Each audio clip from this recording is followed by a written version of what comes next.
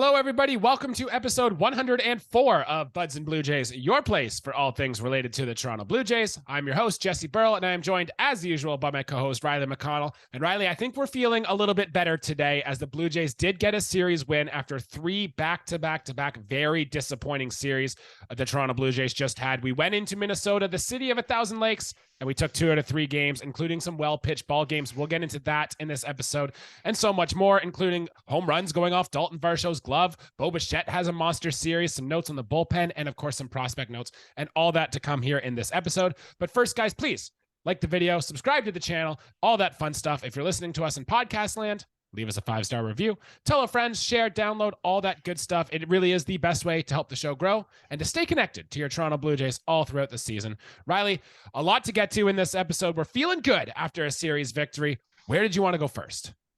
So I think we'll go with our 2 wins of the series, that being game 1 and game 3. Jesse, let's look at our starting pitchers for these 2 games. And I mean, there is absolutely no correlation with their pitching line in the results of their games. Mm-hmm. I mean, let's start with, I'm going to start with the game 1 starter and say Kevin Gausman. He struck out 8 over 5 1/3. And uncharacteristically, he walked 5 guys. Yeah, if you take away those 5 walks on his line, it's absolutely tremendous. But we can't bypass that. We can't say that, oh, it's okay, even though we walked 5 guys. That's a substantial amount of base on balls for one Kevin Gausman, who just simply doesn't walk a ton of hitters. Mm-hmm. I thought, particularly in this game, his fastball looked tremendous. Yes, he walked pitchers, and I will say this, on very competitive pitches.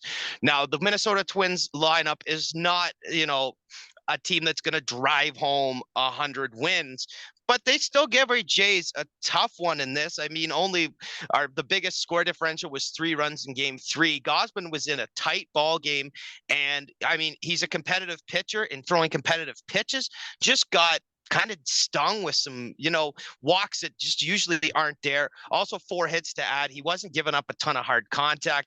This was a good outing by Kevin Gausman. If it weren't for the 5 walks, it would have been a great outing for Kevin Gausman, but we just simply can't look past that. And another guy snake bitten by the walks in this was our game 3 starter. Now, here's a wonkier line for you guys. I mean, this is a guy who threw 5 2/3 of an inning. He struck out 5. That's good for Jose Berrios. We like to see those strikeout numbers, but he also walked 5 batters. And yes, that is probably more close to Jose Berrios. He only gave up 4 hits, which I thought was more surprising in this, but I feel like he got extremely lucky in his start. This was a very, very close ball game. The runs we got, which I'll talk about in a bit, but he got saved in the first inning by Kilroff getting thrown out at second. I mean, they could have had the sacks juiced with nobody out in the first inning. There was a couple more situations where Minnesota just did simply not run the bases well. Berrios helped himself out with some good defense from a good assist from Vlad. Vlad also made a good defensive put out himself. So we had some good defense behind him. Varsho made a great play as well. The defense was there for him, but Berrios still got lucky. He was still giving up some fairly hard contact. I mean, it's a good outing. It's not a great outing. We're going to start with this. Usually we start with a for sure thumbs up and thumbs down. Mm-hmm. For us, this is let us know what you think. Was this a good start? Was this a bad start for either Gausman or Berrios? For me, it's hit and miss, man. I got to give some more love to Gausman, but Berrios still did well in his outing, but you cannot look past the 5 walks in each of the starts for both Berrios and Gausman. Either way, a win to their line, Jesse. Yep. And wins we are good. took 2 out of wins. 3. Exactly, man. So what are we really complaining about here? So I guess I want to dive deep into the numbers here a little bit. I guess you could say it was a good start, right? At the end of the day, if you go 5 1/3 innings pitched, you don't give up a run. That's good, right? Kevin Gausman's, for example, his FIP in the start was 310. That's good. That'll play quite good. But then you look at the 5 walks and, the 9 base runners over 5 1/3, that whip is extremely high. That's not good. So would you consider this a positive start or a negative start based on what we've seen from Kevin Gausman? Just give me a quick positive or negative. Yeah, I mean, it's a positive because we got the win. It's a negative because it's things you don't usually see out of Kevin Gausman. So of course you don't want that trend to continue, but just happy we got the win. But a negative overall in the fact of the walks. Right. Exit velocity against of 81 miles per hour, which he induced more soft contact in this one than any other game he's pitched so far this year. So I'd say that is good for Kevin Gausman, because the thing about him in the past is sometimes he does get hit. He does get hit very hard. He didn't in this start. So let's take that soft contact ability, Kevin Gausman, and limit the walks like you have done your whole season and your whole time as a Toronto Blue Jay. And I think this Kevin Gausman Cy Young season is still officially on.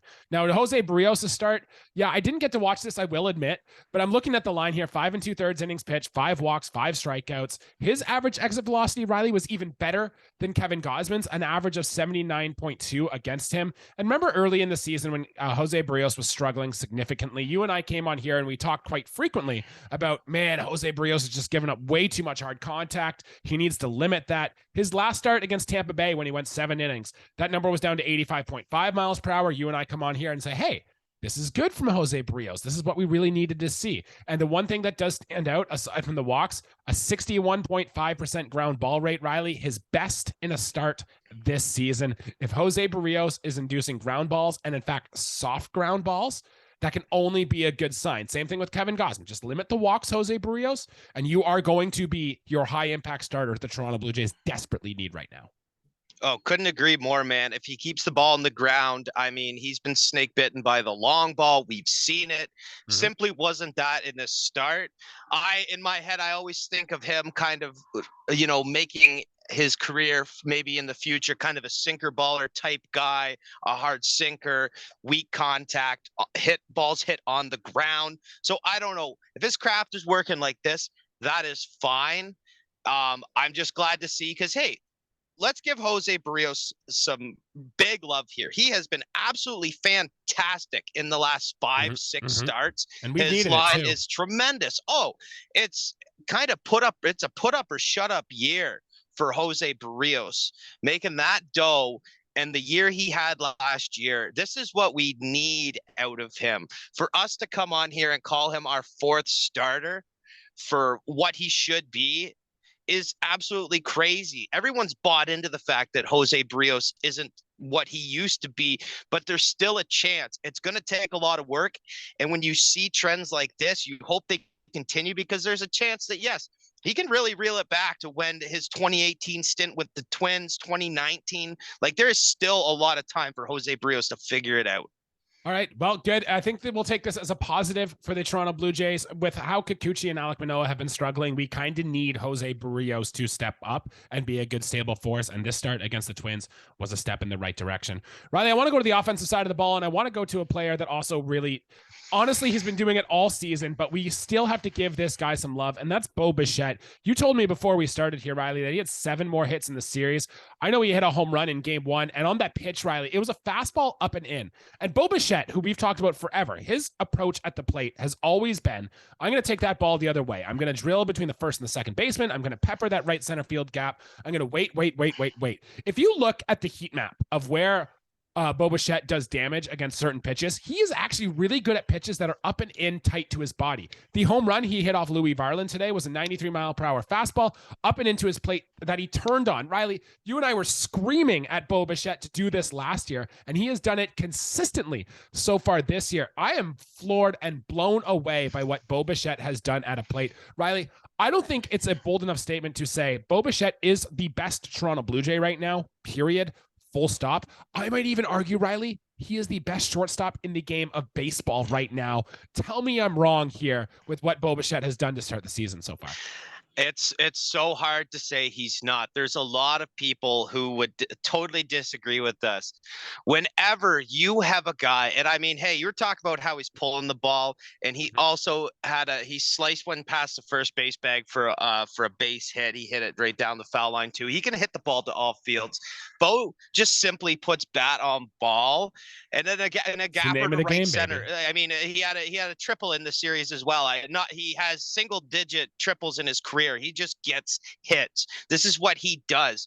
As I said this before, how many times have I said that he will lead the American League in hits? It's knock on wood, it's, that he finishes the year as strong as he is put together in this campaign thus far. But Jesse, the value that he holds right now in all of Major League Baseball, just the weight he has, like weighted runs created. I mean, he's a part of it all. He bats second for us on the occasion, hits leadoff when Springer's out of the lineup. Like, when we talk, oh yeah, the offense is only as good as Vladdy will take us. Well, no, not when you have Bo Bichette averaging, 2 point whatever hits a game. I mean, that's crazy. He's driving in runs. He's quick enough on the base pass. I mean, he hasn't screwed up too bad. I mean, there has been some gaffes on the base pass. I don't think Bo's been a huge part of that. So he's put us in the plus category for that. But it would be crazy not to even consider him as the best shortstop in Major League Baseball. He is easily the best hitting middle infielder in all of baseball.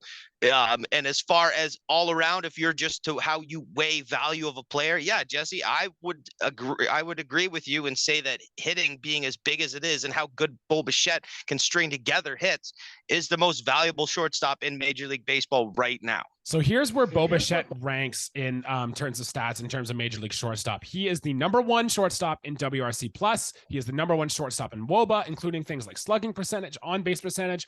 Bo Bichette has been the best shortstop in the game. Now, if you look at terms of across Major League Baseball in all positions, Bo Bichette is top 5 in the American League in WRC+. Listen to some of these names, Riley. Bo Bichette is hitting better than this year. Pete Alonso is on pace to tie Aaron Judge's home run record that he set last year. Bo Bichette has a higher WRC+ than him. Mike Trout, ever heard of him? Bo Bichette is having a better season than him. Last year's NL MVP, Paul Goldschmidt. Bo Bichette is having a better season than him. I could go on and on with some names on this list, Riley, but Bo Bichette is a certified superstar, and I don't want anybody to forget it. Not even a little bit. I guess you could say, hey, only 2 stolen bases on the season. We've talked about his speed in the past. Maybe it's just one of these things. Bo Bichette is too high of an impact bat. Maybe he just doesn't need to run on the bases anymore. I think we are seeing the best of Bo Bichette. And honestly, I'm glad we got him signed to that 3-year deal that we did in the offseason, because he'd be a lot more expensive otherwise if we didn't. He is so potent. His approach is so, I won't say pure, I won't say clean, because it's still a very grindy guy. He gets hits on pitches that are sometimes not in the strike zone, which is fine because he's not striking out as much as he did. I mean, he's putting together a very good season, Jesse. And I mean, hey, like I said this right before we got on. We had the Bo Bichette discussion. It's someone you have to talk about. He's a buzz all around Major League Baseball with how many hits he's stringing together, the power numbers, how they're increased. I mean, for me right now, Jesse, he's in my top 5 for American League MVP voting. And I mean, that might be blasphemous, not blasphemous, but, arrogant as a Jays fan to say. But I mean, really look at the big picture, the names you said, more runs created than Pete Alonso. Yeah. I mean, Goldie's having a whatever year for the Cardinals, but he's in some pretty good competition when you really break it down, man. I would not be surprised, Jesse, that he, for one, takes home the Silver Slugger at shortstop, and number 2, gets some MVP votes thrown his way. Now, this is if the season continues, and there is no sign that it won't keep trending on like this, Jesse. Exactly. He is just an absolute machine at the plate. He can't be stopped. You know who else can't really be stopped at the plate right now? And Riley, I am so glad we are about to mention this guy's name, because you and I coming into the season were a little bit worried about this player and how he was going to perform, but that is George Springer. And since coming back from that sickness that he had earlier in the year, where he seemed to be getting the worst of whatever bug was going through the Blue Jays clubhouse, here's how he's done in his last 15 games, Riley. 21 hits in those 15 games. He's got 3 home runs, so good to see the power is back.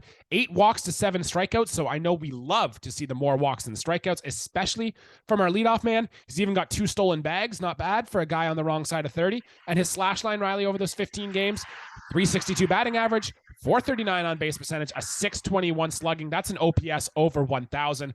I officially want to declare George Springer is back to the guy that we thought he was, and he'll be here going forward. That plus 620 slugging is very, very good for George Springer. I mean, let's not forget that this guy once had almost, I think, 39 home runs with the Houston Astros. This is a guy who is extremely valuable. Yes, the wrong side of 30.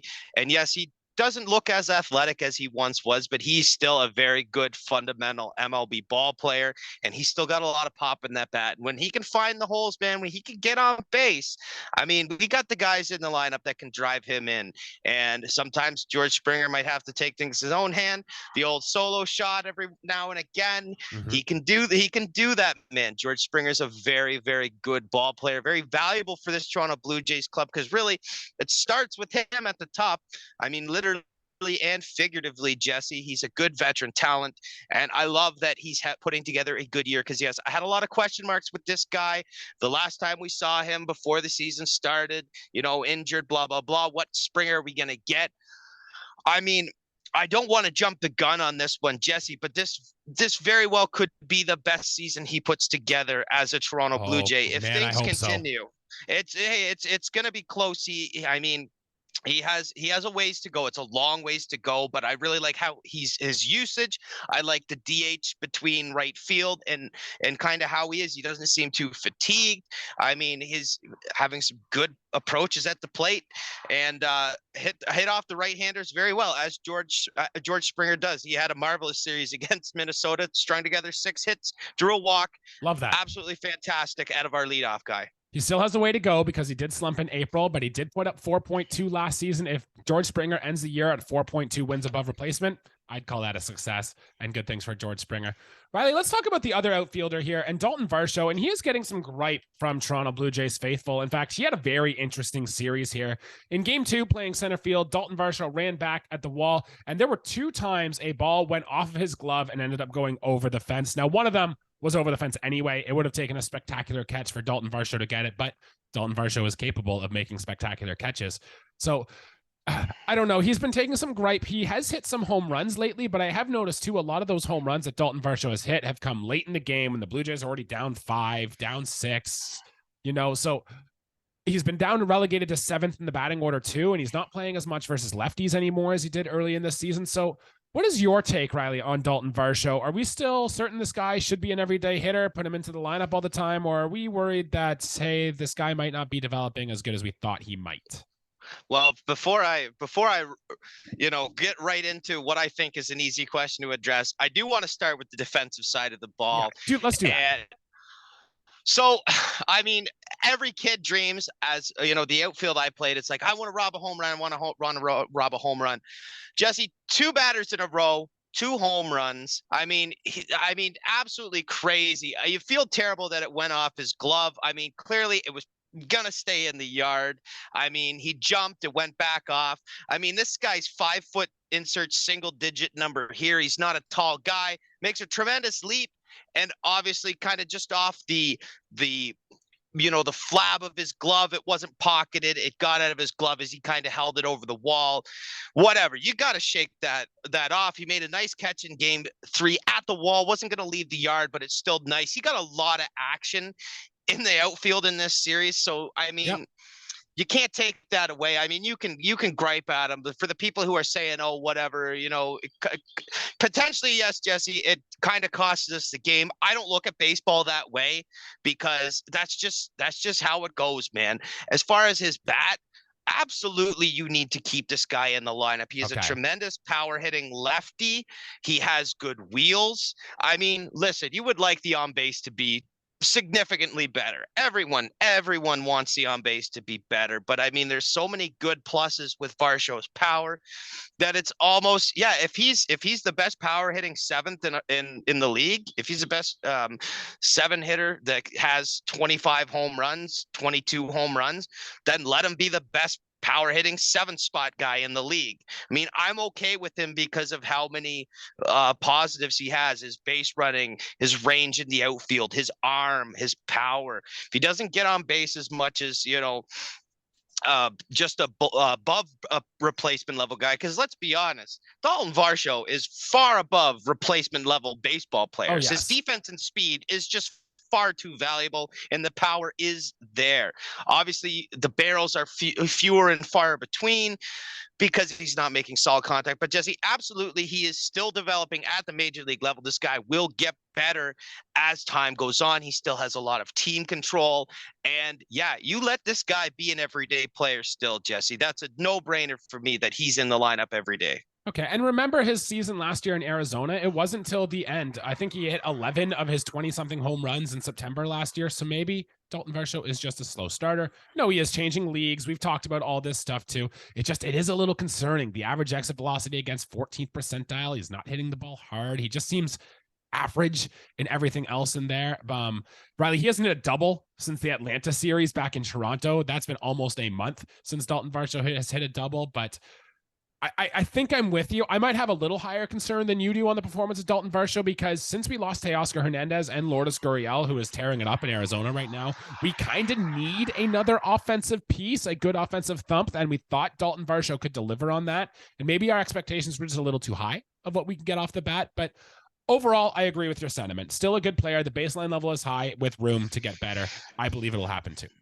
For now, let's just go with we'll get him in the second half, Jesse. We'll say that he is a late bloomer in the season. Obviously not ideal. If we could have all 162 players, we would. But let's take what we can get because Varsho still has a lot of big parts and big contributions for this Blue Jays team. For what it's worth, expected batting average for Daulton Varsho, 246. So it's the best of his career so far. So promising signs from Daulton Varsho here. I want to talk about another player here, and let's go back to the rotation because in between Gausman and Jose Berrios was Chris Bassitt, and Chris Bassitt went on that run earlier where you and I were praising the guy of how good he had. I think it was 26 straight shutout innings or something like that. He had a start here though where he was poor yet again. I believe it was 7 earned runs in this one over his, I just have it here. Yeah, 4 innings pitched, 9 hits. 2 home runs allowed, 2 walks, 5 strikeouts, a FIP over 9 in this appearance, Riley. This is now back-to-back starts where Chris Bassitt just didn't have it. And I think he even gave a quote to John Schneider after this game where he even said, like, look, what I did was not enough. My off-speed stuff wasn't hitting the spots consistently. And when they're able to hit it, they are able to hit it quite hard. That wasn't the exact quote, but it was something along the lines of that Chris Bassitt said. I do take away the positive, though, that Chris Bassitt knows what happened, knows what he did wrong, which makes me feel like he's going to know what it takes to correct this. So level of concern now of back-to-back bad starts from Chris Bassitt on where you are on him. I'm going to say about a 3. I thought that Bassitt got stung. Minnesota were swinging for the fences. He got hit hard in game 2 of this series, man. I still have a lot of good faith for Chris Bassitt. For him to achieve 6 innings, for him to achieve a quality start, he's got to have his breaking stuff working. He's got to have location down. It's less about velocity with this guy and more about getting soft contact, getting pitchers off balance, and the occasional strikeout with him. I mean, he did still strike out 5 in 4 innings, which is the only good thing to take away from his line, really. I mean, he got bruised. My concern level is still quite low, Jesse. He did have a very, very, very good string of games. And I mean, we're going to find a happy median. We're going to get something in the middle because I still believe Chris Bassitt is a guy who's going to put up very good numbers the rest of this season for the Blue Jays. Pitchers are going to have blowups. I said at the start of the year, yeah, he's going to have blowups. When he's good, he's on. When he's bad, I mean, 7 earned runs. Yep. Put that on his line. Next series, next whatever start he's scheduled for, shake it off, get back out there and make it work. Yeah, and we even said this about coming over. His season with the Mets last year, it was just 2 or 3 dreadful starts, and the rest were fantastic. And if you look at the line so far this season for Chris Bassitt, this was his 2nd worst start of the season, behind only the opening one he had on opening day in St. Louis, where he gave up 9 earned runs into the opening series, which we all remember. Other than that, Chris Bassitt has been very, very good, and I expect we'll see more of that going forward. Riley, I do have some injury updates here. Danny Jansen did hit the IL with groin tightness. Tyler Heineman is up in his replacement, and we talked about this, I think, last episode. It's going to mean more Alejandro Kirk now that is confirmed, and Alejandro Kirk's played a lot this series. We don't need to talk a lot about him. We can maybe touch on that the next episode.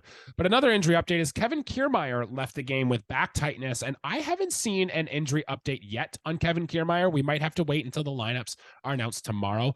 I don't think he's going to need an IL trip. It might be one of these these things where the guy's day to day. But remember, Kevin Kiermaier doesn't have the best track record of staying healthy, right? This was kind of the big risk when we signed him, and he has been statistically one of the best Blue Jays hitters this year. So if we do lose Kevin Kiermaier, especially in the short term, with how much offensive thump we've needed, this could be a major red flag. So do you have a thought on those two injuries, Riley, and what they mean for the team going forward?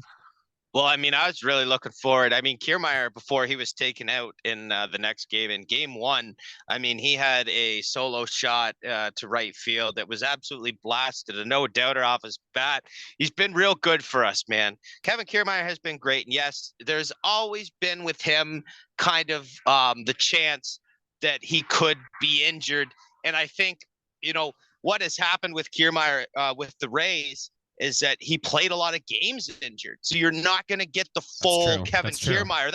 That's where you see the 224. I think naturally Kevin Kiermaier probably isn't a 230s hitter, but I think he's played a lot of his, you know, let's say past 2016, past 2017 into 2018. I would say that he's probably played a lot of those fatigued, maybe a little hurt. I won't say injured, but there's definitely something there.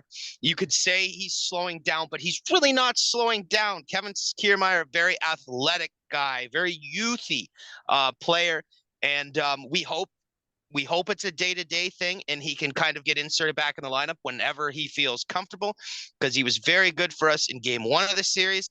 And I mean, it sucks that we had to take him out based off a throw from the outfield that wasn't really close. He was laboring after he made the throw and rightfully got taken out. So take the time you need off and get back and be healthy in our lineup.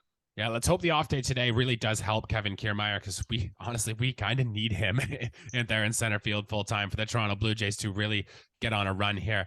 Fangraphs just came out with the Blue Jays top 41 prospects this season. Now, we don't have to spend any time with them. I'm just going to list some things that were interesting to me, Riley, and see if you have a minute reaction here. Ricky Tiedemann, still the best Blue Jays prospect, surprising nobody. I think we expected him to be there, even if he hasn't pitched in quite a while. Addison Barger has moved up to number 2 on this list. Now, he's been injured with the Buffalo Bisons, but the scouts seem to really like what he did this spring and what he did towards the end of last year. Brandon Berrios, number 3. We talked about him. He was our first-round pick in the draft last year. He's probably about a year or two behind Ricky Tiedemann. And rounding out the top 5 are Leo Jimenez and Josh Kasevich. Kasevich was a pick just last year, I believe. People have impressed, but some other names, Riley, that you and I have talked about for prospects in the past that have really moved down this list. Number 1 is Orelvis Martinez, Riley. And I don't know if you've looked at what Orelvis Martinez has done this year down in New Hampshire, but it is fascinating what he has done. I think I have his most recent line up here. Just let me try to find it. But he is hitting home runs or literally nothing else. He had his 13th home run of the year at Double-A. The 21-year-old has 24 hits. 13 of them are home runs. It seems wild. But if you look under the hood, the strikeout rate has gone down. He's just not finding grass with anything else. It seems to be a true power swing from Orelvis Martinez. So what do we do with the kid? Like, do you think he can develop if he's only hitting under 200 in Double-A with all this power? Like, what do we do? It's so funny that you mentioned something like that. I literally had a phone conversation with friend of the show, Ian Dolmage. And there's a word for a player like that. We call them the 3 outcome players. And that's like an Adam Dunn, where you either walk, strike out, or hit a home run.